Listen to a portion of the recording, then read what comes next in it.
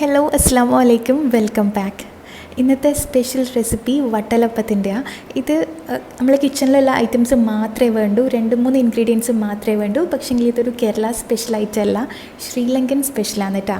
അപ്പോൾ ഇതിൻ്റെ റെസിപ്പി എങ്ങനെയാണെന്ന് നോക്കാം. അപ്പോൾ വട്ടലപ്പം ഉണ്ടാക്കാനായിട്ട് ആദ്യം തന്നെ 180 ഗ്രാം ശർക്കര എടുത്തിന്. ഒരു 150 ഗ്രാം മധുരം കുറച്ച് കുറവ് മതിയെങ്കിൽ 150 ഗ്രാം എടുത്താൽ മതി, അല്ലാന്നുണ്ടെങ്കിൽ 180 ഗ്രാം എടുക്കുക. അപ്പോൾ ഇത് ഒന്ന് കത്തി വെച്ചിട്ടൊന്ന് പൊടിച്ചെടുത്തതാണ്. ശരിക്കും ഈ റെസിപ്പിയിലേക്ക് ശർക്കര അല്ല വേണ്ട, കരിപ്പട്ടിയില്ലേ, ഓർഗാനിക് പാം ജാഗറി എന്ന് പറയുന്നത് അതാ വേണ്ടേ. അതില്ലെങ്കിൽ, കരിപ്പട്ടി ഇല്ലെങ്കിൽ ശർക്കര എടുക്കാം കേട്ടോ. ഇനിയിലേക്ക് വേണ്ടത് 300 ml തേങ്ങാപ്പാലാണ്. നല്ല കട്ടിയുള്ള തേങ്ങാപ്പാൽ എടുക്കാൻ വേണ്ടിയിട്ട് നോക്കുക. ഒരു ചെറിയ തേങ്ങൻ്റെ പാലെടുത്താൽ മതി കേട്ടോ. പാല് വെള്ളം കുറച്ചിട്ട് അരച്ചെടുത്താൽ മതി. എന്നാൽ നിങ്ങൾക്ക് ഒരു കപ്പും പിന്നെ ഒരു 50 ml കൂടി, ഒരു കപ്പ് എന്ന് പറഞ്ഞാൽ 250 ml അല്ലേ, അതും ഒരു 50 ml കുറച്ചധികം ഇതേപോലത്തെ ഒരു ഗ്ലാസ്സിലാണെങ്കിൽ നിറച്ചെടുത്താൽ മതി കേട്ടോ. ഇനി ഈ തേങ്ങാപ്പാലും ശർക്കരയും കൂടി നല്ലോണം ഒന്ന് മിക്സ് ആക്കിയിട്ട് യോജിപ്പിക്കുക. ശർക്കര മൊത്തത്തിൽ മെൽറ്റാന്ന് വരെ ഒന്ന് ഇളക്കിയാൽ മതി. പിന്നെ ഇത് നമ്മൾ ശർക്കര പാനിയാക്കണ്ടല്ലോ എടുത്തേ, അതുകൊണ്ട് ഇതിലെന്തായാലും വേസ്റ്റ് ഉണ്ടാവും, അത് നമുക്കൊന്ന് അരച്ച് മാറ്റണം. ഇത് മൊത്തത്തിൽ മെൽറ്റായി കഴിഞ്ഞാൽ ഒന്ന് അരച്ചെടുത്താൽ മതി. അപ്പോൾ ഇതാ ഞാനിത് വേറൊരു പാത്രത്തിലേക്ക് ഒഴിച്ചിട്ട് അരച്ച് ക്ലീൻ ആക്കി എടുത്തേന്. അതൊന്ന് പ്രത്യേകം ശ്രദ്ധിക്കണം, എല്ലാന്നുണ്ടെങ്കിൽ ഇതിൽ ബ്ലാക്ക് കളർ പൊടികളുണ്ടാവും, അപ്പോൾ അത് കളയണം കേട്ടോ.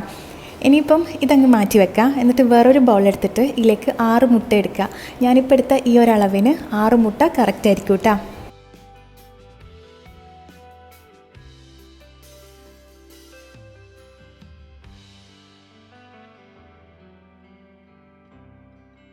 ഇനി ഇത് ഒന്നുകിൽ ഇതേപോലെ ഒരു ഫോർക്ക് വെച്ചിട്ടോ അല്ലെങ്കിൽ വിസ്ക് ഉണ്ടെങ്കിൽ ഏറ്റവും നല്ല വിസ്ക് ആയിരിക്കും കേട്ടോ.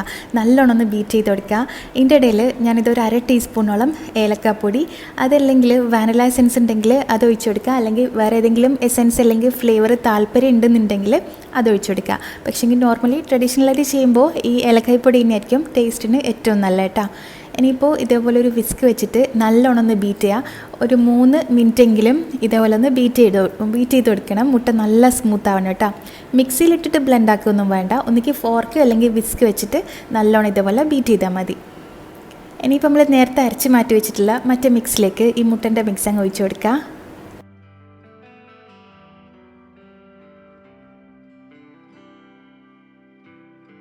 ഇനി ഇത് എല്ലാം കൂടി ഒന്ന് മിക്സ് ചെയ്യുക. അപ്പോൾ ഇത്രയേ ഉള്ളൂ. ഞാൻ പറഞ്ഞ പോലെ ഒരു 3 ഇൻഗ്രീഡിയൻറ്റ് മാത്രമേ ഉള്ളൂ, പിന്നെ ഫ്ലേവറിന് വേണ്ടിയിട്ട് ഏലക്കായ്പ്പൊടിയും കൂടി.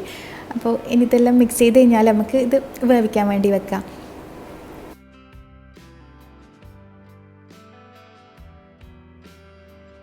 ഞാനിതിതാ ഈ ഒരു പാത്രത്തിലാണ് വേവിച്ചെടുക്കുന്നത്. നമ്മൾ ഉണ്ടാക്കിയ മിക്സിൻ്റെ ഒരു എന്താ പറയുക അളവ് പോലെ പാത്രത്തിൻ്റെ വലിപ്പവും എടുക്കുക.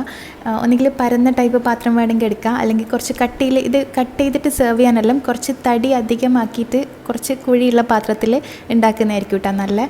അതുകൊണ്ട് അങ്ങനത്തെ ടൈപ്പ് പാത്രം എടുക്കുക. എന്നിട്ട് ഒന്നുകിൽ സ്റ്റീമർ ഉണ്ടെങ്കിൽ അതെടുക്കുക, അല്ലെങ്കിൽ സ്റ്റീമർ സെറ്റപ്പിൽ ഇതേപോലെ കുറച്ച് വെള്ളത്തിൻ്റെ മേലെ ഒരു എന്താ പറയുക ഒരു സ്റ്റാൻഡ് ഇറക്കി വെച്ചിട്ട് അതിലേക്ക് നമ്മളുണ്ടാക്കിയ മിക്സ് ഇറക്കി വെച്ച് കൊടുക്കുക. ഇത് സ്റ്റീമർ സെറ്റപ്പാണ് കേട്ടോ. ഇതല്ലെങ്കിൽ നോർമൽ ആവിപ്പാത്രം ഉണ്ടെങ്കിൽ അതിലിറക്കി വെച്ചാൽ മതി. എന്നിട്ട് പ്രത്യേക ഒരു കാര്യം ശ്രദ്ധിക്കേണ്ട, നമ്മൾ ഈ ഒരു മിക്സ് വെച്ച പാത്രം ഇതേപോലെ അടച്ചു വെക്കാൻ വേണ്ടിയിട്ട് നോക്കണം. ഒന്നുകിൽ ഫോയിൽ പേപ്പർ വെച്ചിട്ട് കവർ ചെയ്ത് കൊടുക്കുക.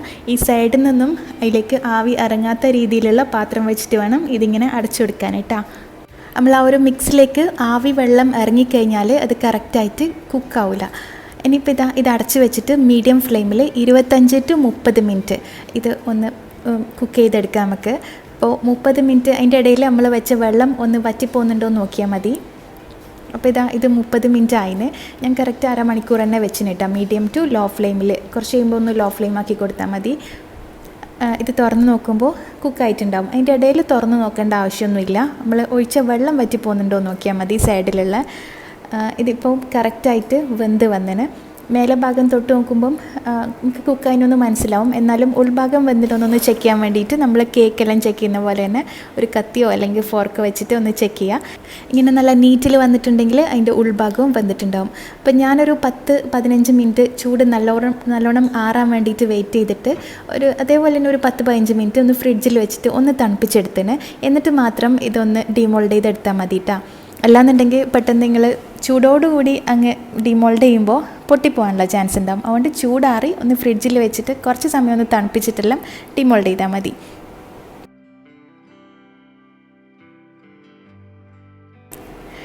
അപ്പോൾ ഇതാ ഞാനിത് അപ്സൈഡ് ഡൗൺ ചെയ്തെടുത്തതാണ്.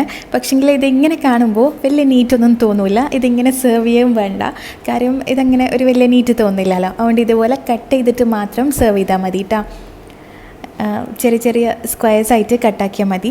പിന്നെ ഉണ്ടാക്കുന്ന പാത്രം ഒന്ന് ശ്രദ്ധിച്ചാൽ മതി, കുറച്ച് കട്ടിയിൽ തന്നെ ഉണ്ടാക്കാൻ വേണ്ടി നോക്കുക. എന്നാലേ സെർവ് ചെയ്താൽ കാണാൻ ഭംഗി ഉണ്ടാവും. ടേസ്റ്റിൽ വ്യത്യാസമല്ല ഞാൻ പറയുന്നത്. ആർക്കെങ്കിലും സെർവ് ചെയ്ത് കൊടുക്കുമ്പോൾ എല്ലാം കാണാൻ കുറച്ച് ഭംഗി വേണ്ടേ. അതുകൊണ്ട് കുറച്ച് കുഴിയുള്ള ടൈപ്പ് പാത്രത്തിലാക്കുമ്പോൾ ഈ ഒരു കട്ടിയെങ്കിലും മിനിമം വേണം. എന്നാലേ നല്ല സ്ക്വയർ പോലെ നമുക്ക് ക്യൂബ്സായിട്ട് നമുക്ക് കട്ടാക്കിയെടുക്കാൻ പറ്റും. അപ്പോൾ ഇത്രയേ ഉള്ളൂ. ഇതിൽ ചെറിയ ചെറിയ ഹോൾസെല്ലായിട്ട് കാണാൻ തന്നെ നല്ല രസമാണ്. അപ്പം വട്ടലപ്പം ഇതുവരെ ട്രൈ ചെയ്യാത്തവർ ഒന്ന് ഉണ്ടാക്കി നോക്ക്. ഈ കറക്റ്റ് മെഷർമെൻറ്റ്സിലൊന്ന് ശ്രദ്ധിച്ചാൽ മതി. നല്ല ഈ എന്താ പറയുക, ഇതേപോലെ ഒരു പുഡിങ്ങിൻ്റെ എല്ലാം ഒരു ടെക്സ്ചർ ഉണ്ടാവുക. അപ്പോൾ ഒന്ന് ട്രൈ ചെയ്ത് നോക്ക്, എന്തായാലും ഇഷ്ടമാവും. പിന്നെന്താ പറയുക, നല്ല ഒരു ഹെൽത്തി സ്നാക്കും കൂടിയാണ്. കൂടുതൽ ഓയിലോ എണ്ണയോ ഒന്നും ഇല്ലാത്തൊരു സ്നാക്കാണ്. തണുപ്പിച്ചിട്ട് കഴിക്കുക. അങ്ങനെ തണുപ്പിച്ച് കഴിക്കാൻ ഇഷ്ടമുള്ളവർ ഇതിൻ്റെ ഉൾഭാഗം എല്ലാം സെയിം തന്നെയാണ് കേട്ടോ, ചെറിയ ചെറിയ ഹോൾസായിട്ട്. അപ്പോൾ എന്തായാലും ട്രൈ ചെയ്യുക, ഫീഡ്ബാക്ക് അറിയിക്കുക. ഇൻഷാ അല്ലാ ഇനിയും പുതിയ പുതിയ റെസിപ്പീസും വ്ളോഗ്സെല്ലാം ആയിട്ട് നമുക്ക് കാണാം. Thank you, by.